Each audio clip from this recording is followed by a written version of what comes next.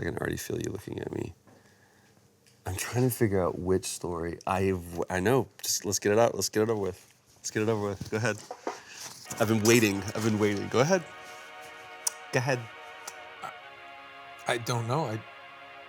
I just like I'm feeling Captain and Tennille. I'm feeling like I don't know what Mary Tyler Moore had the same hat. I don't know what to do.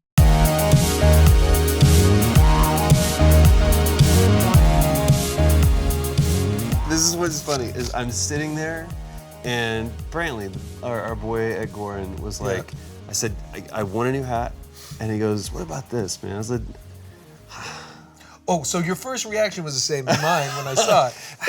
It was, dude. It's that hot exhale. It's like, can I pull this off? And I put it on, and I was like, you know what, man? You're gonna give it the old college try, aren't you? And Nolan's gonna give me so much shit about it. And that's probably what made you buy it. Oh, I knew it was coming. And I looked forward to it, actually. I was like, it's been a while since I got a good razzin'. Okay. A good fashion razzin'. Okay. It's a bold move. It's a bold choice. Doesn't mean it's the right one, but it is bold. I like my hat. What do you think? That is just mud. That is mud. Hey, everybody, what is going to happen? Nolan North, Troy Baker, Retro Replay.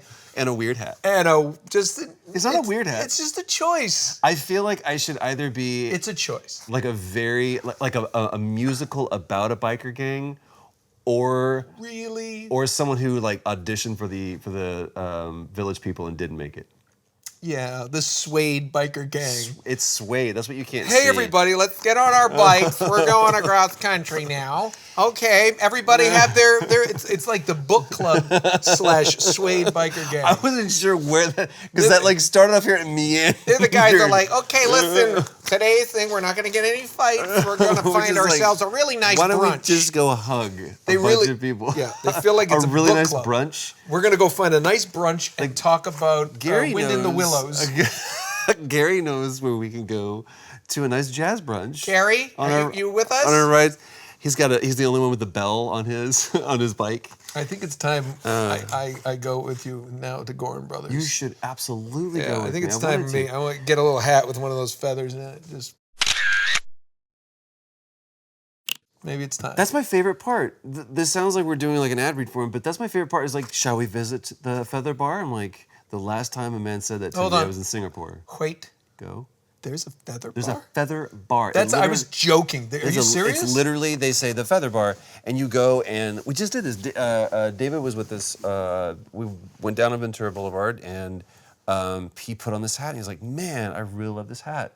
And they're like, well, we should accessorize it. We should go and go to the Feather Bar. And he's like, excuse me?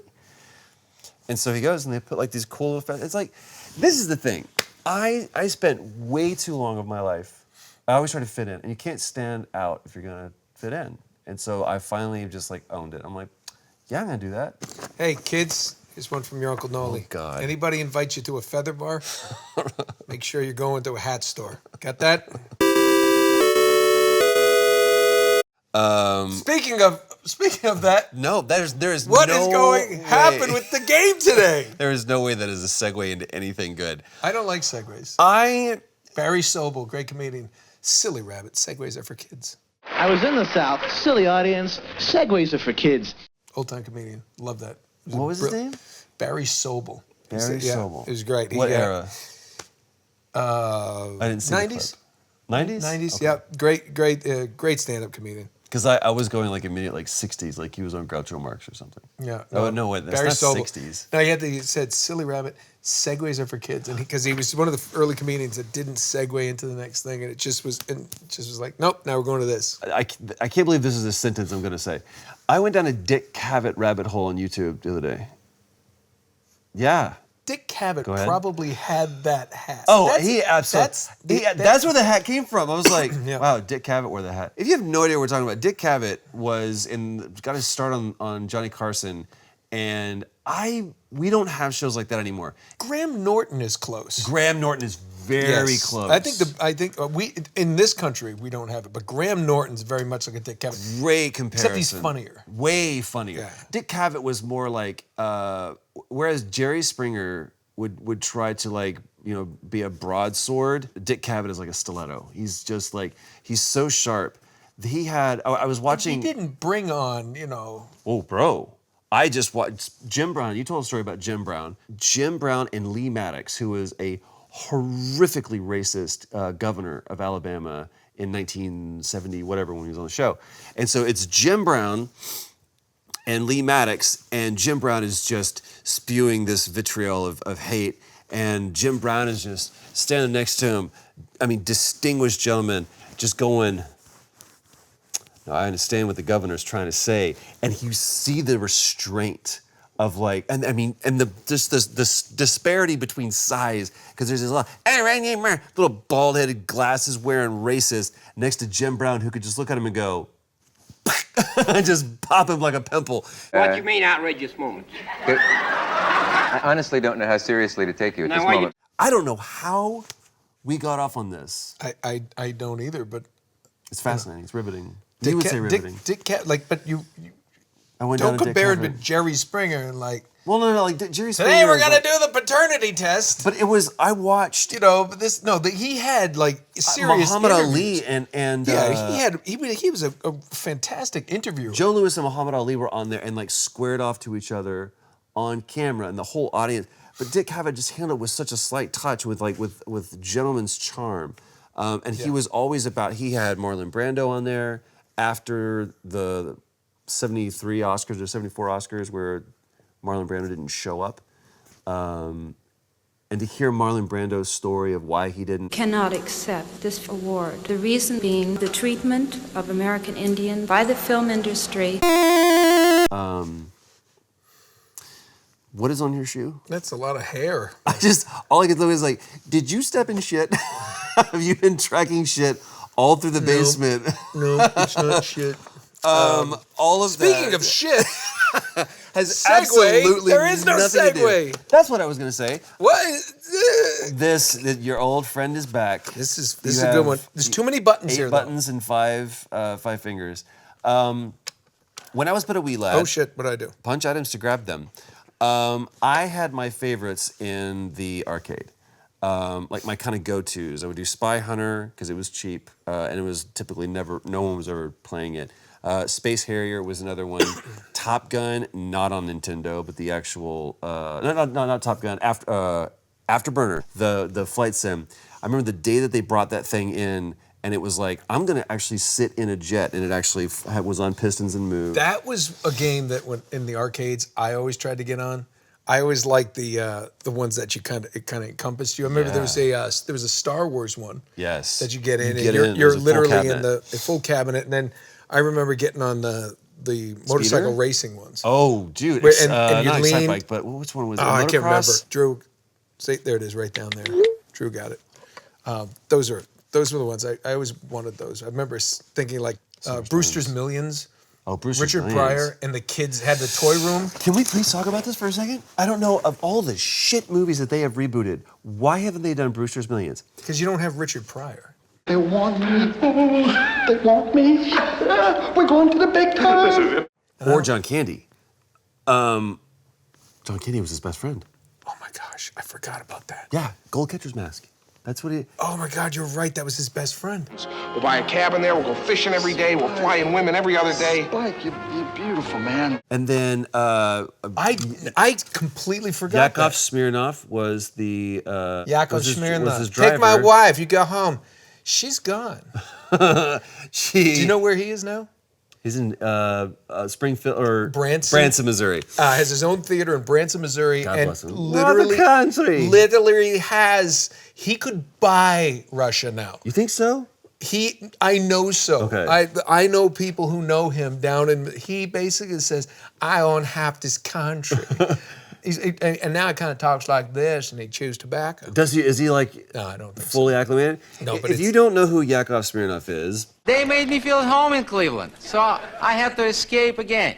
and that's what we had in the '80s. That was funny. Yeah, in well, the and 80s. then everybody figured it would his whole act would go down because the Soviet, like Reagan, he's probably the night that he's like tear down this wall, became Yeah, 1991. Yakov Smirnoff's like no, Oh, that's my bit. my whole act is based on Soviet Union, but he's still doing it, and he's playing to crowds. He has his own theater, He's got a big yaga thing, and he just does, and he's making gazillions. Well, okay, so Brewster's Millions. Right?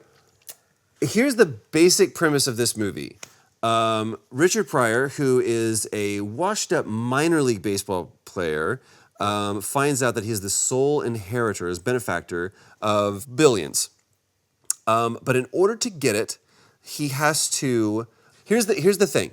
You can't. You can have nothing by the end of it, but the shirt on his back. He was like, you can have no assets in order to keep the rest of it. In order to get the rest of it, which was $500 million. So if he could blow through $50 million in 30 days and have no assets, he could not destroy anything of intrinsic value. You buy yourself a dozen Picassos and use them for firewood, right? Wrong. He could give only a certain amount of it away to charity, and the biggest hang-up. You're not allowed to tell anybody why you have to spend this money, because I don't want anybody helping you out. So they his thought he was best friend, insane. the people thought it was insane, and you find out all of your best friends would either A, just try to get money out of you the entire time, and when you couldn't only give them a certain amount. It's a fascinating concept, and it was done like 80 Drew. There, that's when it was done.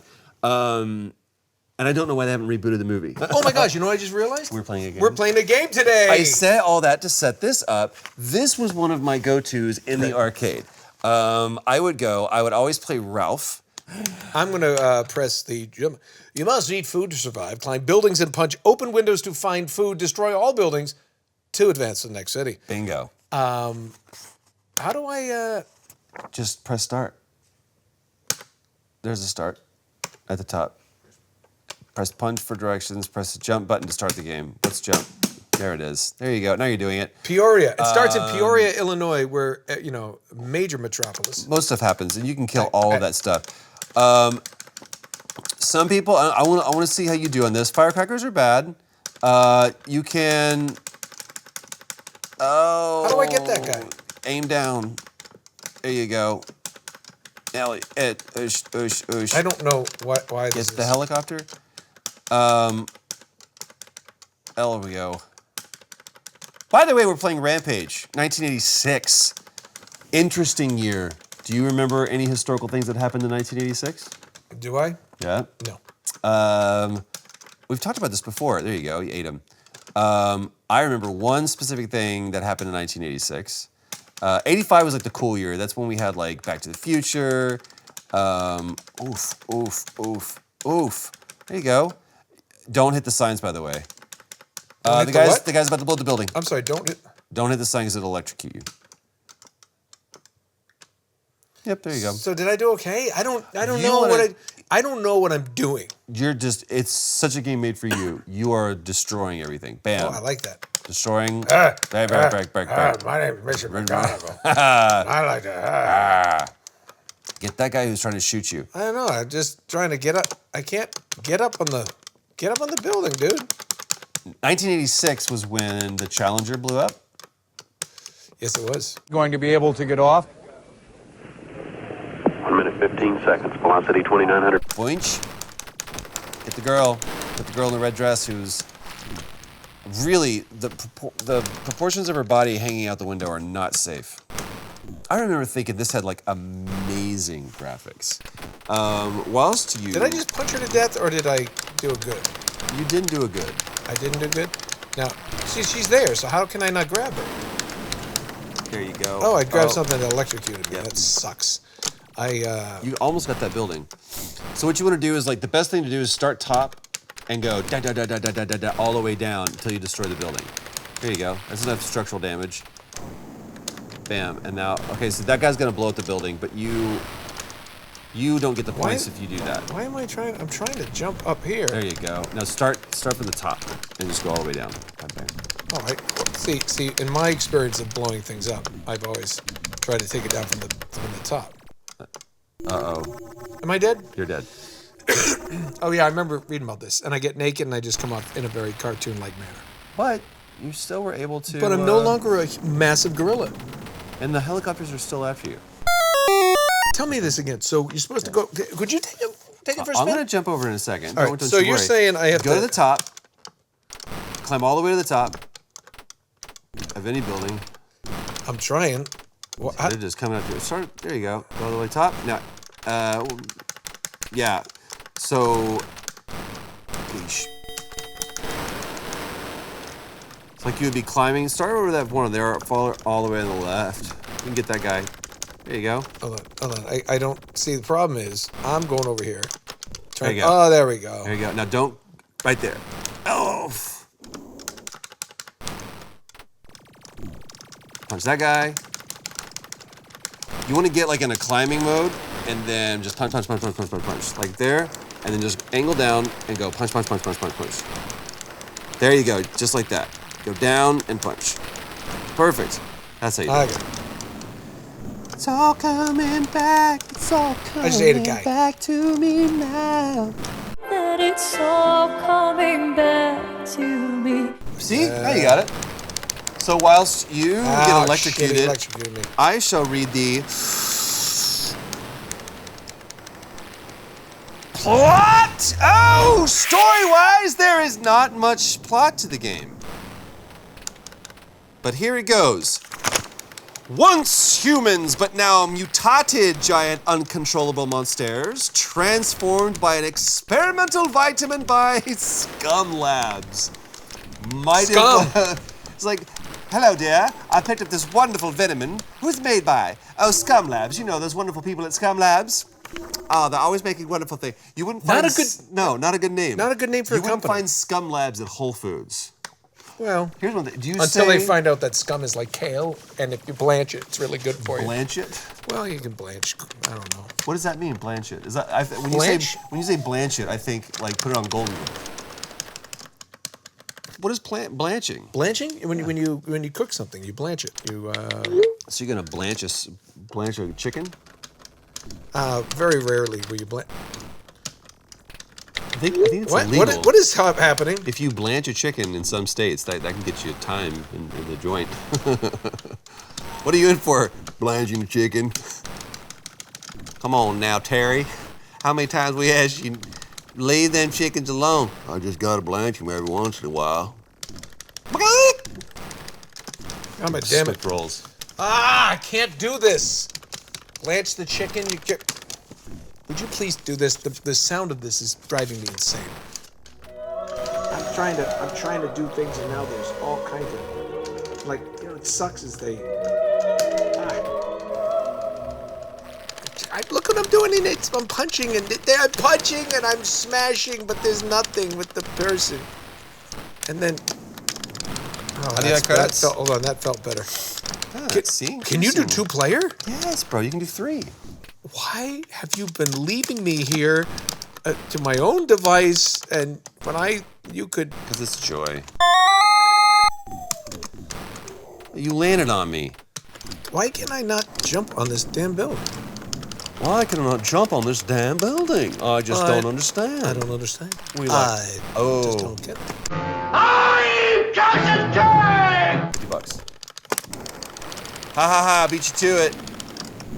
You can hit each other too. Why? Yeah. You can? Why would I thought we were working together. Well, we're all towards a common goal, of course, but... Well, where are the monsters? I see, so you have to be on the building to actually... There we go. But I keep getting shot. These guys are they're dead eyes with their shots. It's much better with you playing with me. Well, look at you, 19,000. Wow, you're like wicked good in that hat. Brah. See, maybe it's the hat. Who's just giving these people, like these citizens, like all this dynamite? Like here, if you see any monsters, you know what to do. What do? Oh, you just throw them out indiscriminately. What about people below? Like there's other people in the city. Yeah, but this is what like the neighborhood watch is for. Hi, I'm Phyllis, I run the neighborhood watch. If there's ever any monsters, here's some dynamite. What will these monsters be doing? Oh, just, attacking the building. They really just want to eat? Uh-oh. Oh, no.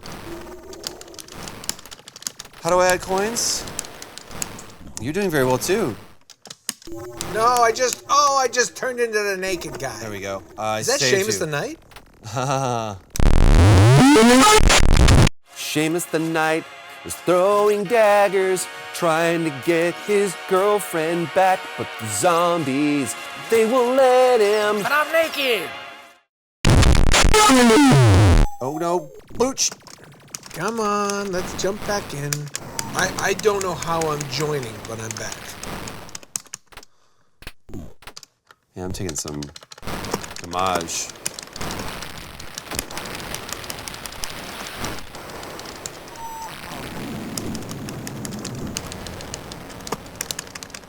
Oh, I got that. Come on.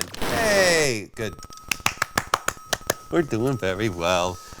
Oh, you're like a big wolf man. That's And fucking teamwork. I'm the big... Could you get it out for me? That's fucking teamwork. I'm big giant guy. Like, that was our oof. Come on, buddy. Oh, God, he ate the guy. We, Oh, look at that. when These guys are very good with the dynamite. I was in a band, called Trip Fontaine, and we did like a little tour in Texas.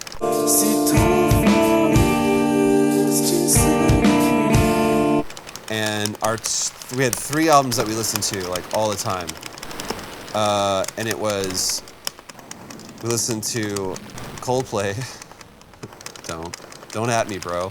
Bones sinking like stones, all that we fall for. Jerry Seinfeld, I'm telling you for the last time, and we listened to Tenacious D. And those were like our albums, because you can drive like for days and still be in Texas. And so we listened to Tenacious D like too much. Too much. Did you really? I never heard that sentence ever said by anyone. Like, because nobody listened to him, or because you can't listen to too much Tenacious D? This is not the greatest song in the world. This is just a tribute. Have you ever listened to him? Tenacious D? Yeah. Not on a regular basis, but, you know, How about on an irregular basis? a lot on an irregular basis. I did. Come on, there's no way that thing could stand. Oh, that guy's like a toasty. See, I'm trying to get him. Ah! Why, I'm taking him down for you. Oh, I did it! I popped the manhole cover. Dude, we're That sounds really dirty. Pop the manhole pop cover. the manhole Whoa! cover. Look at that, he popped a manhole Pop the cover. manhole cover. That sounds like a Peter Gabriel song. I wanna pop the manhole cover. Hey, hey, hey, Oh, don't. monkey.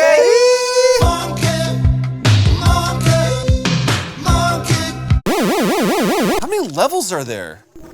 This is interesting because I can't. I'm so into. Come on. How do I join back in? I'm like Nolan right now. I'm pushing buttons. I added some coins. That seems like... Don't you drop me in the water. Don't you drop me in the water. I wanna stand on dry land. Don't you drop me in the water. No, come on. We got it. Yeah. Yo, gabba, gabba. Oh, yo, gabba, gabba. After 768 days? So wait a minute. There's no way we're gonna beat this game. Wait, are you telling me? They actually wasn't designed, I don't think, to beat, to be honest with you. Whole lot Yeah. of button mashing going on. Yeah, I like it. It's a fun game, right? I do. I'm gonna have a little more of this, Mud? actually coffee this time, and this is why it's usually full of something other than coffee. This is some thick mud. like jet fuel. This honestly reminds me of Italian coffee. This is like Turkish coffee. This is, well, no, that's cardamom, I think, but this is thick. This is... But have you ever had like real Italian coffee? Like French press is the one thing, but then Italian's like the little. You get the small little, and you make it yourself, and you boil the water, and you put the thing in, and it's like makes the coffee. This is, yeah. That's what it tastes like. But there's a lot of it, you know? There's a lot. Normally, of it. it's like the Italians are like, hey, and then I suck on the piece of lemon. Wait a minute, this was on iOS? I haven't seen this on iOS. I don't know if I would want to play this on iOS. Brian Collin. Game's lead designers were artist Brian Collin and programmer Jeff Nauman. Nah, man. I'm No, good. man. Neither all of them being good. fans of arcade games at the time, Colin conceived Rampage as a game in which there was no wrong way to play. I met Brian Colin at C2E2. Really? Yeah, and I'm trying to remember. I almost regret bringing this up because I can't remember the details of the story. But I want to say he was like in advertising or something. We could probably put up some cool information. I know that This is the code. in later versions, they made another character that was female, and I think it was modeled after his wife. She was a monster. Jesus. Not Brian's. I don't know. Maybe, but wait, no. Maybe this is this one with Lizzie. Yeah. That honestly. I think that's one of his. I think it's his wife's name. That reminds me of that scene in Armageddon because the scientist who discovers the asteroid gets to name it, right? I want to name her Dottie after my wife. She's a vicious, life-sucking bitch from which there is no escape. This sucks. Replay Magazine estimated that a decent player would need to put a new quarter in every 2 minutes and 45 seconds. Well, these guys never miss hitting you. It's just a matter of how many people can you eat. It seems to me. How quickly? How quickly can you eat people to make up for being shot by so many soldiers? The game's aim of destroying skyscrapers was created because the developers could only move rectangle shapes in the background. Cities are largely identical in appearance. We've seen that. No difference between Joliet and Chicago. Ralph and George are the same character palette and head swapped, and the dust effect from crumbling buildings conceals glitchy animation. Oh, yeah, you can see their fists and feet are the same. Like, if you look at this is exactly what, like, Wreck-It Ralph looks like. My name's Wreck-It Ralph. I'm gonna wreck it! 30 years I've been doing this. This is a Midway game, I think, wasn't it? Chicago seems right. If it was in Chicago, it would It almost was a definitely. Midway game. It says it starts in Peoria, Illinois, and ends in Plano, Illinois, which just doesn't seem like a very. No. It goes all the way around the country and then back. Future, I read about this. Future versions of this started in L.A. and finished like near L.A. or like San Diego or something like that. But you go around the world. As a matter of fact, I did read this too. You go to but there's a few states like Connecticut and Rhode Island, where I was born and where I grew up, were spared. The monsters never went. There's Maryland. I don't think they ever went to. Yeah, you don't want to mess with the Rhode Islanders. They'll be sipping their coffee, going, "Giant, what is coming this way?" What were Tell you? them there's a $15 vig. Keep an eye out for the National Guard. They will harass the monsters with tanks and jets. I forgot the jet. I'm sorry. Harass? Yeah, harass. We're gonna harass them by shooting shells and rocket launchers and bullets at them. In a multiplayer situation, any remaining monsters can grab and eat the ex-monster? Oh, that's weird. When a civilian is present waving their hands at a window signaling for help, a player's points rapidly increase when the person is grabbed.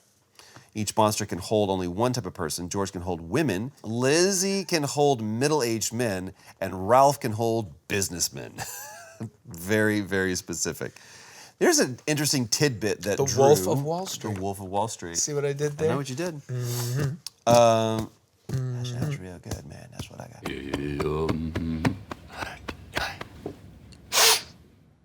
This is a great scene. There are 34 released Godzilla movies and 2 in development. 34? That's probably 32 too many.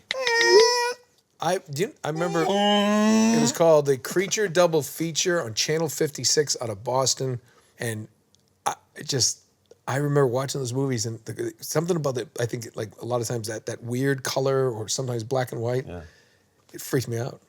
As a little kid, I was like, I didn't like it. I've not thought about this, but like those era movies, and Tarzan was the same way. I'm instantly transported back to being a kid, and my grandparents on my mom's side, they split up. So let's think about this. I would have been like 6 or 7. My grandfather went to go live in an apartment, and my grandmother, my grandmommy is what I called her, went to go live in a double wide in a part of Dallas. And every time we went over there, it was like a trailer park where it's like really nice. I don't know if that makes any sense. But like we would go over there, and that's always the movies that were playing. I remember viscerally on the TV, the console TV that we play on, she had one of those, and it was always like either Sanford and Son or like All in the Family, or all those like classic like 70s shows. But then at the trailer park, it was always like Tarzan or Godzilla movies. There's always TV playing, always TV playing. I haven't thought about that in years. Never thought about that because it was still fairly new. Like one of the coolest things I remember about my grandfather on my mom's side, he grew up a huge baseball fan, Boston Red Sox, and I think it's one of the most charming things. He would watch the game and turn the volume down, and put his little transistor radio with the guys from the radio announcers. Because he liked those announcers. That's what he grew up with. What? So he would listen. So I grew up listening to the broadcasters on the radio, but watching the TV. Because a TV announcer at the time, they wouldn't, and even now, they don't describe the action like a radio announcer has to, because you can't see it. Right. So, you know, and it's just, but there was that guy's voice. And later on, you know, whenever I'd see a game with the regular announcers, it just didn't seem right, because I would always watch games with him. And, you know, I remember him just sitting there, and it was strange because he'd be watching the baseball game, and then every now and then you'd just see him kind of look off, and he'd just be listening.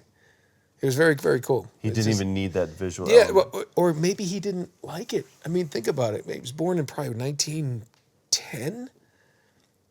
So grew up loving the Boston Red Sox. For 30 years, no, I mean 40 years, there was no TV to watch sports. No, so all he knew was the radio, and as a kid, you know, those I think those things are embedded. That's so I mean, I find myself having a difficult time sometimes with all the new media that's out there. Mm-hmm. I mean, Twitter, Instagram, all this stuff. I'm everyone knows I'm a Luddite, but like I get uncomfortable with the access and everything. I just too much. It's just like sometimes I just like to like throw it in the ocean and just sit there and just, you know. I grew up in the age when my parents didn't know where I was from the time I left for school to the time the street lights came on in my neighborhood. I can't even conceive of that as a father of this 16-year-old and a 19-year-old. I mean, you know, I have two monitors. Yeah, you have two monitors. You can see them now, but you know, I've seen you. We've been on the road, and there you are, FaceTiming, watching your son have these moments, and that is amazing. You know, you don't miss those things when you have to be away. Right. But oh my God, I struggle with it, and I look back at that generation. I wonder how much he struggled with the technology of the time. You know, some people just adapt to it so well, and they just really into it, and they get it. I have a really difficult time getting it because I think there's a block. There's like a mental block for me that I like some of the old stuff. I like some of the, you know, all the CGI and the amazing stuff, and it's like, wow, I really appreciate a movie that just doesn't need a lot of that sometimes. And just, I love it, but there's something about just a great story with great characters that doesn't rely or heavily on that kind of thing. I've struggled with this, and I feel we don't have the TV going in our house. Like there's friends that I have or whatever. Every time we go to the house, the TV's on something. And sometimes it just becomes like a background thing. That's fine. That's their dynamic. For us, it's not. We'll typically have music playing, and we talked about this. Like in the morning, it's classical, and in the afternoon, it's like Otis Redding, and then at night, it's like more of like a Ellis Fitzgerald kind of vibe or Billie Holiday vibe. See, we just play Rat 24/7. Come on, round and round. Arrow through my heart. Round and round. The North family have a lot of anxiety in the house. But like we don't have the TV going a lot. You know, there's staple shows that we're watching. Pam and I will get like, you know, 30 minutes or an hour or whatever once Charlie goes to bed. But I've struggled with the infusion and induction of technology into our day-to-day dealings with each other mainly. Because I think so many of the things, if it doesn't promote a conversation, I don't want to have a part of it. There was a time where a while back, I told what I thought was a funny joke, and I put it up on Twitter without thinking about it too hard, and I saw what happens when... You quit Twitter at one point, didn't you? I literally, that's a tweet. I was like, I quit Twitter, and I watched just, you know, that whole feed upon that, and I was like, that's not right, because you never let hate win. Ever let hate win. And anything that I want to do whatever promotes the conversation as opposed to shutting down the conversation. Right. Even if that means that the conversation is, hey, dude, you really messed up and you shouldn't do this. And there was a situation recently where some stuff's going back and forth on the internet, and somebody reached out. They're like, "Are you okay with this? Are you okay with people saying this?" I'm like, "Am I okay with people talking shit about me on Twitter?" It's like, dude, if I wasn't, it would be a struggle to get out of bed. People are always going to find a way to do like this and treat you like a building, and some monster's going to try to destroy you. And sometimes you are that building, and there's National Guard trying to blow up monsters all around you, and you're doing your best to stand. I just say, if you're going to tear down anything, tear down buildings. Tear down buildings while playing as a stupid. While playing as a gorilla, dressed in a wolf suit, or a wolf in a gorilla suit. Let's get back to this. All right. And you. While we do that, we'll ask you, what do we play next? Oh, we played Beat the Building Up.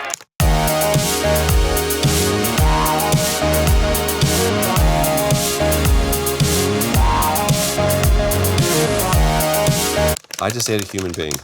Oh, it tasted good.